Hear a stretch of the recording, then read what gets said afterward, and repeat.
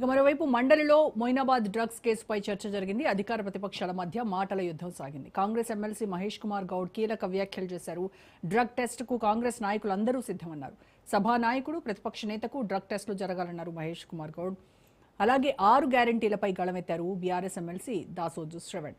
Right, వాడివేడిగా జరుగుతున్నటువంటి assembly సమావేశాలపైనే ఇవాళ మన డిబేట్లో కూడా మాట్లాడదాం. డిబేట్లో పార్టిసిపేట్ చేస్తున్నారు బీజేపీ అధికార ప్రతినిధి వెంకటరెడ్డి గారు, కాంగ్రెస్ నాయకులు నుమాన్ గారు అండ్ బీఆర్ఎస్ మాజీ ఎమ్మెల్యే బొల్లం మల్లయ్య గారు. నమస్కారం అండి ముగ్గురికి. నమస్తే. నమస్తే మేడం. రైట్, నుమాన్ గారు, అసెంబ్లీ సమావేశాలు చాలా హాట్గా జరుగుతూ ఉన్నాయి. అధికార ప్రతిపక్షాల మధ్య వాడి వేడి చర్చ జరుగుతోంది. విమర్శలు, ప్రతి విమర్శలు, ఆరోపణలు, ప్రత్యారోపణలు, వీటితోనే కాలం అంతా గడిచిపోతానే ఉంది. ఇది ఒక డైలీ సీరియల్ లాగా. అసెంబ్లీలో కేటీఆర్ ఇవాళ మీ ప్రజా పాలన గురించి, కాంగ్రెస్ ప్రభుత్వ 2.5 ఏళ్ల పాలన గురించి 3 ముక్కల్లో చెప్పారు. ఎగ్గొట్టు, కూలగొట్టు, చెడగొట్టు. ఎగ్గొట్టు, హామీలను ఎగ్గొట్టు, కూలగొట్టు, కట్టిన ఇళ్లని, కట్టిన నిర్మాణాలని కూలగొట్టు, చెడగొట్టు, ఉన్న పథకాన్ని చెడగొట్టు. ఇవి తప్ప ఇంకేదైనా రాష్ట్రంలో జరుగుతోందా? మీ 28 నెలల పాలనలో చెప్పుకోవడానికి ఏమున్నాయి అంటే బాకీలు, బకాయిలు, డైవర్షన్లు, కమిషన్లు, బుల్డోజర్లు, బూతుల మోతలు, నోటిఫికేషన్లు నిల్లు, నోటిఫికేషన్స్ ఫుల్లు. ఈ రకంగా ఆయన చాలా ప్రాసలతో చాలా పెద్ద లిస్టే చదివారు. మొత్తం మీద ఆయన మాటలు ధడేలు, చేతలు మాత్రం తుపేలు. మీరు చేస్తోంది ఏమీ లేదు తెలంగాణ రాష్ట్రానికి. ఇచ్చినటువంటి హామీలు ఏమైనాయి? 6 గ్యారంటీలపై సంతకం చేశారు. ఆ దస్త్రం ఏమైంది?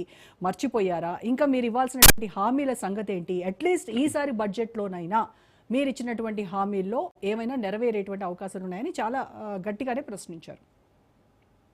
Madam, very good evening to you as well as fellow panel members and all the viewers. ఏదైతే మనం ఈరోజు మాట్లాడుతున్నామో first day of the assembly session లో డిస్కషన్ జరుగుతున్నది. గవర్నర్ గారి యొక్క ప్రసంగం తర్వాత వారిని థ్యాంక్ యూ నోట్ తో వారి యొక్క థ్యాంక్ యూ నోట్ తో డిస్కషన్ చేయమని చెప్పేసి ఎసెన్షియల్లీ ఆర్టికల్ 176 ప్రకారం మనకు గవర్నర్ గారు ఈ గవర్నమెంట్ తీసుకున్నటువంటి యొక్క డిస్కషన్స్ వారి ముందు పెట్టినప్పుడు పాలసీస్ ఏ రకంగా తీసుకోబోతుంది ఈ గవర్నమెంట్, వారి యొక్క వెల్ఫేర్ స్కీమ్స్ ఎటువైపోతుంది, డెవలప్మెంట్ ఏం చేయబోతున్నాం అని చెప్పేసి గవర్నర్ గారికి మేము రిప్రజెంటేషన్ ఇచ్చిన తర్వాత గవర్నర్ గారు దాని మీద మాట్లాడడం జరుగుతుంది. ఇది ఒక ప్రాసెస్.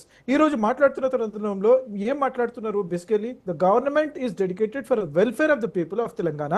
ఇంత క్రైసిస్ ఉన్నా సరే మేము వీటిని పక్కన పెడుతూ మేము అన్ని పనులు ఏదైతే హామీలు ఇచ్చామో ప్రతి ఒక్క హామీని నెరవేరుస్తున్నామని చెప్పేసి గవర్నర్ గారు గత సంవత్సరంలో ఏమైతే కార్యక్రమం మేము తీసుకున్నామో ప్రతి ఒక్క కార్యక్రమాన్ని ఎలాబొరేట్ చేస్తూ వారు డిస్కస్ చేయడం జరిగింది.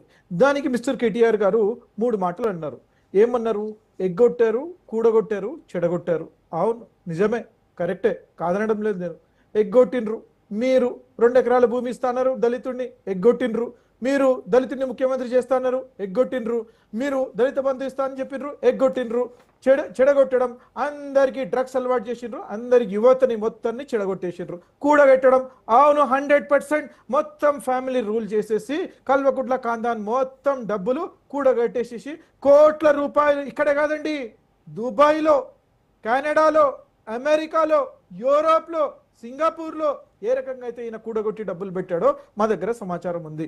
మిస్టర్ కేటీఆర్, త్రివిక్రమ్ దగ్గర నువ్వు నోట్స్ తీసుకుంటున్నావో, లేకపోతే ఏ యొక్క సినిమా ఇండస్ట్రీ దగ్గర పోయి నీ నోట్స్ తీసుకుని వచ్చేసేసి ఇది assembly, this is assembly, you're talking about డైలాగులు తెసేసి సినిమా వాళ్ళ దగ్గర కూర్చొని స్క్రిప్ట్ రాసుకుని వచ్చేసి ఆ స్క్రిప్ట్ చదవడం కాదు మేడం. చాలా బ్రహ్మాండంగా మాట్లాడగలుగుతాం, మేము కూడా మాట్లాడదలుచుకుంటే.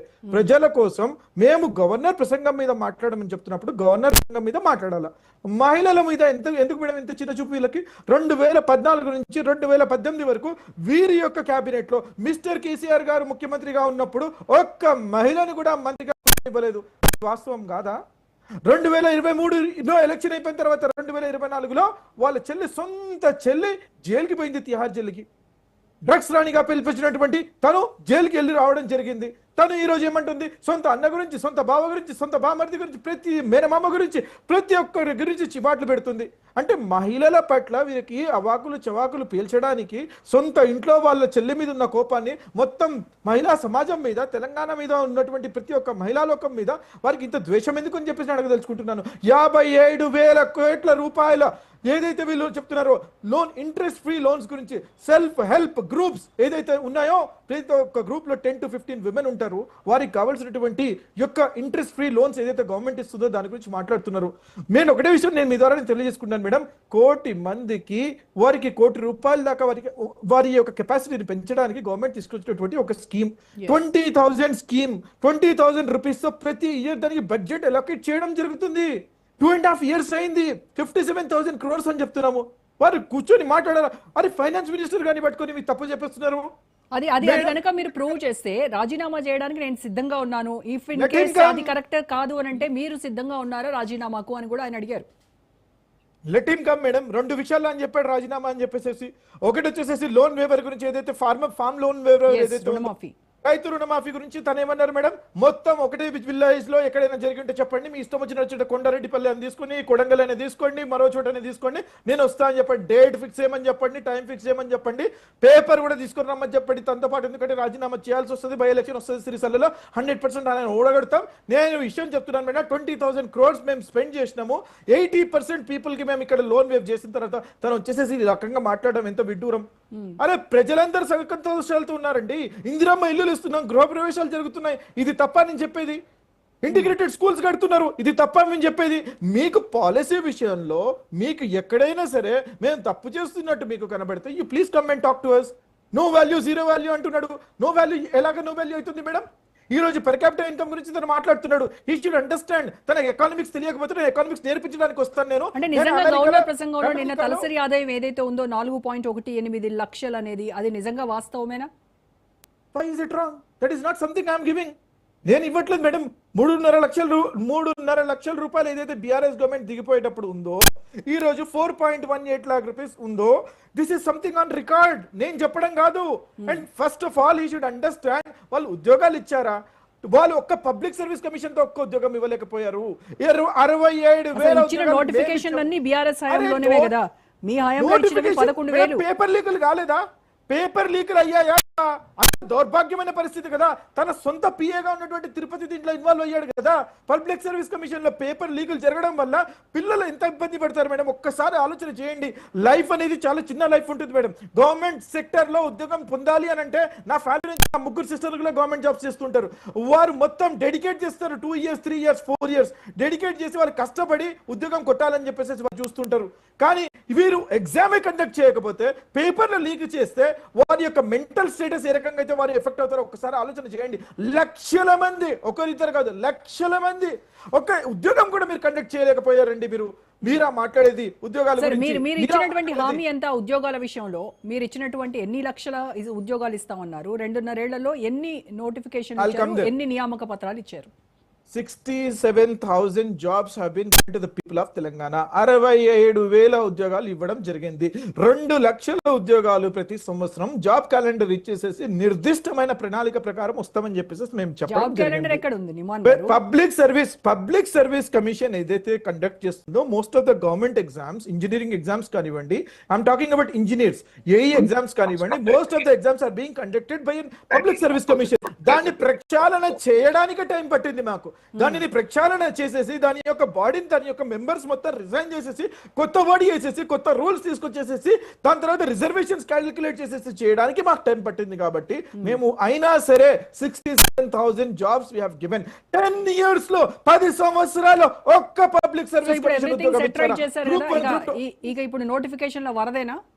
100%. మీరు చూస్తారు 2026లో మీరు చూస్తారు, there is going to be a massive job notification coming up in police department, health department, teaching నోటి మాటలు మీరు చెప్పడం, ఇవన్నీ మేము వినడం ఎందుకండి? జాబ్ క్యాలెండర్ అన్నారు కదా, అసెంబ్లీ సాక్షిగా జాబ్ క్యాలెండర్ అన్నారు కదా, అది ఇవ్వండి, అది పెట్టండి, నిరుద్యోగులందరూ హ్యాపీగా ఫీల్ అవుతారు కదా. 100% 4,000 నిరుద్యోగ భృతి పక్కకు పోయింది. 100% madam. When we talk about the నిరుద్యోగ భృతి ఏదైతే మీరు మాట్లాడుతున్నారో, అన్ఎంప్లాయిడ్ పీపుల్ కోసం ఏదైతే ఇస్తామని చెప్పేసి ప్రామిస్ చేసినామో, financial status of the state ఒక్కసారి తెలిసిన వాళ్ళు ఎవరు ఇది అడగారు మేడం. తెలీదా మీకు ఫైనాన్షియల్ స్టేటస్? తెలీదు. వీళ్ళు దాచిపెట్టారు. వాళ్ళు దోచుకున్నటువంటి డబ్బులు మొత్తం ఇష్టం వచ్చినట్టు. కాంగ్రెస్ పార్టీ నేతలు ఎవరు అసెంబ్లీలో లేరండి అప్పుడు? 7 lakh బహిర్గతం ఎక్కడ చేస్తారు చెప్పండి? పబ్లిక్ రాష్ట్ర బడ్జెట్ ఎంత, రాష్ట్ర ఖజానాలో ఎంత ఉందన్న విషయం వాళ్ళకి తెలీదా? ఫైనాన్షియల్ డెఫిసిట్ ఉన్నటువంటి మాట, 7 లక్షల కోట్లు అప్పు ఉన్నటువంటి మాట ఎప్పుడైతే ఫైనాన్స్ మినిస్టర్ గారు రివ్యూ చేశారో అప్పుడు వారికి తెలిసిన తర్వాత ఫ్లోర్ ఆఫ్ ద అసెంబ్లీలో కూర్చొని డిస్కస్ చేసేసి లెక్కలు మొత్తం బయట పెట్టడం జరిగింది. నేను ఏం చెప్పదలుచుకుంటున్నాను అంటే మేడం, వాళ్ళు దాచిపెట్టేసేసి దోచిపెట్టేసేసి మా మీద నిందలేస్తున్నారు. కానీ బట్ వీఆర్ కమిటెడ్ 100%. ప్రతి ఒక్క హామీ you right it on a paper, ప్రతి ఒక్క హామీ ఫుల్ఫిల్ చేసిన తర్వాతనే మేము 2028 ఎలక్షన్స్ కి పోబోతున్నాము. ఇంక్లూడింగ్ 2500 మహాలక్ష్మి గురించి ఏదైతే మాట్లాడుతున్నారో, including 2500 for women we're going to give. Time పడుతుండొచ్చు, ఈ 2.5 ఏళ్ళు ఏం లేదు, దాని లెక్క లేదు. వి విల్ గివ్ అంటున్నా కదా మేడం, ఇస్తామంటున్నాం కదా. ఎక్కడ కూడా మేము ఇవ్వమని చెప్పడం లేదే. వాళ్ళు దళిత బంధు అన్నారు, బీసీ బంధు అన్నారు, దళితులకి 2 ఎకరాల భూమి అన్నాడు, ఎన్నని మాటలు అన్నాడు మేడం. మైనారిటీకి 12% రిజర్వేషన్ అన్నాడు. ఎన్ని మాటలు. ఓకే, వాళ్ళు చెప్పారు, వాళ్ళు ఇవ్వలేదు, అందుకే వాళ్ళని ఇంట్లో కూర్చోబెట్టారు. రేపు మీ పరిస్థితి ఏంటి? మీరు ఇచ్చారు హామీలు, మీరు ఇవ్వట్లేదు. ఆన్ రికార్డ్ నేను చెప్పబోతున్నా మేడం. ఇప్పుడు ఈ టర్మ్ తో పాటు ఇంకో 2 టర్మ్స్ మేము ఉండబోతున్నాము. ముఖ్యమంత్రి వర్యులు శ్రీ రేవంత్ రెడ్డి గారు is going to be the long standing chief minister of Telangana. ఇంకో 15 years మేమే ఉంటాం, మీరు రాసి పెట్టుకోండి. మేము ఒక పక్కేమో అప్పు పుట్టట్లేదు అంటారు, రాష్ట్ర ఖజానా ఖాళీ అయిందంటారు, తెచ్చినటువంటి అప్పులకి వడ్డీలు కట్టడానికే సరిపోతుంది అంటారు. మరి ఒక పక్కేమో 6 గ్యారెంటీలు ఖచ్చితంగా అమలు చేస్తాం, అమలు చేసి మేము నెక్స్ట్ ఎలక్షన్స్ కి వెళ్తామని అంటారు. మహిళలకు ఇచ్చినటువంటి పథకాలు హామీలు అమలు చేస్తామంటారు, నిరుద్యోగులకు ఇచ్చినవి చేస్తామంటారు. ఎక్కడి నుంచి వస్తాయి మరి డబ్బులు? అందుకని చెప్పేసి పెద్దలు వెంకటరెడ్డి గారు ఉన్నారు, వారి యొక్క బ్రదర్ గా ఉన్నటువంటి కేంద్ర మంత్రిగా ఉన్నటువంటి కిషన్ రెడ్డి గారితో మొత్తం డెలిగేషన్ 8 మంది ఎంపీలు వారు ఉన్నారు. వారు మేము కలిసి ఢిల్లీకి పోదాము, మనం జిఎస్టీ రూపాన 30,000 కోట్లు ప్రతి ఇయర్ మనం ఇస్తున్నాం కదా, మనకి ఎంత తీసుకొస్తున్నాం అని చెప్పేసి ప్రెషర్ తీసుకొద్దాము.